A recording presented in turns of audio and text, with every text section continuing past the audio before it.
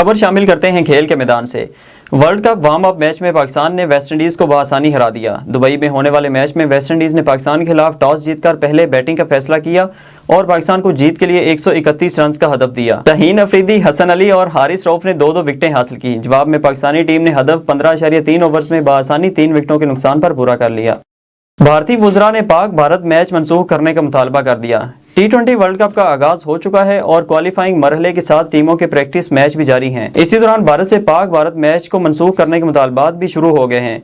भारतीय union minister Giriraj Singh की जानिब से दोनों ममालिक के ताल्लुकात के तनाजुर में पाक भारत मैच मनसूख करने का मुतालबा किया गया है।